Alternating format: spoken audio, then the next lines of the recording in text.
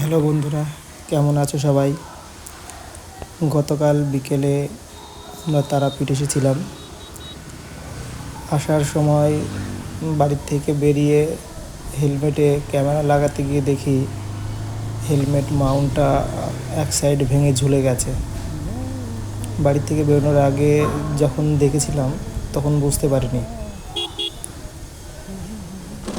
তাই আসার সময় কোনোভাবে রেকর্ড করতে পারিনি। রাত্রে রুমে এসে বিশ্রাম নেওয়ার সময় হঠাৎই মনে হলো যে দেখি কোনোরকম জোগাড় করা যায় কিনা। তাই রাত্রে এমসিল কিনে জোগাড় করে এই সকালে ফেরার সময় কিছুটা রেকর্ড করার চেষ্টা করেছি।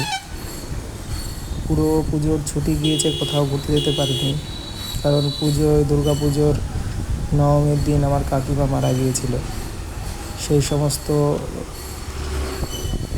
শ্রাদ্ধানুষ্ঠান সেরে তারপর সমস্ত পুজো অর্চা পার করতে গিয়ে আমার বাইরে বেরোনো হয়নি। বাইক নিয়ে পুজোর ছুটিতে কোথাও ঘুরতে যেতে পারিনি, মনটা খুব খারাপ করছিল। তাই 1 মাস পূর্ণ হয়েছে গঙ্গা স্নান করে তারামায়ের মন্দির দর্শনের জন্যে গতকাল এসেছিলাম, কিন্তু দুর্ভাগ্যক্রমে হেলমেট মাউন্টটা প্রবলেম হওয়ার কারণে কিছুই রেকর্ড করতে পারিনি। তারাপীঠ থেকে 18 কিলোমিটার দূরে মুলুটি বলে একটি জায়গা আছে ঝাড়খণ্ডের মধ্যে, সেখানে মা মৌলিক্ষার মন্দির আছে। সেই মা মৌলিক্ষার মন্দিরে গিয়েছিলাম। ইচ্ছে ছিল ওই মন্দিরটা সুন্দরভাবে আপনাদের দেখাবো এবং যাতায়াতের পথটাও আপনাদের জানাবো, কিন্তু সম্ভব হলো না। দুর্ভাগ্য এটা আমার, কারণ তারাপীঠে সবাই আসে, কিন্তু তারাপীঠ থেকে মৌলিক্ষা মায়ের মন্দিরে খুব কম মানুষই যায়, কিন্তু ডিস্টেন্সটা খুব বেশি না, 17-18 কিলোমিটার। মৌলিক্ষা মাকে দেখে, মা নলাটেশ্বরীকে দর্শন করেছি, খুব সুন্দরভাবে ঘুরেছি, কিন্তু সেটা আপনাদের কাছে দেখানোর মতো পরিস্থিতি ছিল না, তাই দেখাতে পারছি না। এটা আমার দুর্ভাগ্য। যাই হোক, ফেরার সময় কিছুটা পথ রেকর্ড করার চেষ্টা করছি এবং দেখুন, 2 ধার পুরো সবুজ ধানের জমি, শীতের ধান, পুরো সবুজ মাঠ, মাঝে মাঝে তাল গাছ, দুই ধারে জমি, মাঝখান দিয়ে রাস্তা, সেই সাথে শীতের আবহাওয়া চলে এসেছে। ধুত্র এবং ধুদুল গাছের ফুলে ভরা রাস্তার 2 সাইড, হলুদ সুন্দর ধুদুল গাছের ফুল ফুটেছে, খুবই সুন্দর। রাস্তার দুধারে জমি, ধানের শীষ ফুটে গেছে, অপূর্ব। আমরা 2 সজল বেরিয়েছিলাম একসাথে, দাদা সজল মাদক, মাস্টারমশাই। বহুত কষ্ট করে রাজি করে বেরিয়েছি,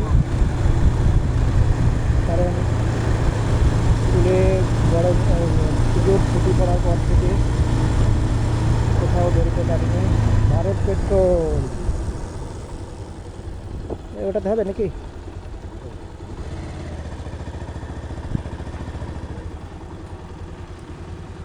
$350।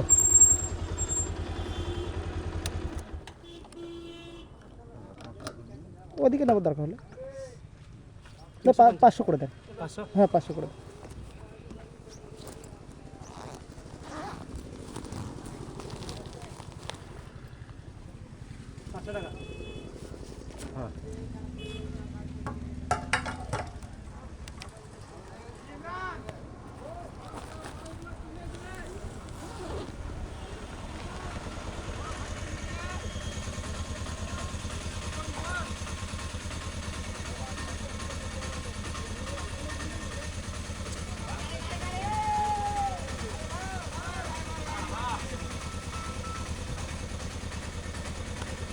হ্যাঁ, বুঝতে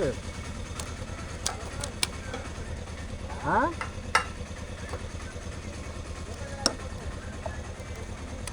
তাহলে কি হবে? ফেরত দিবেন।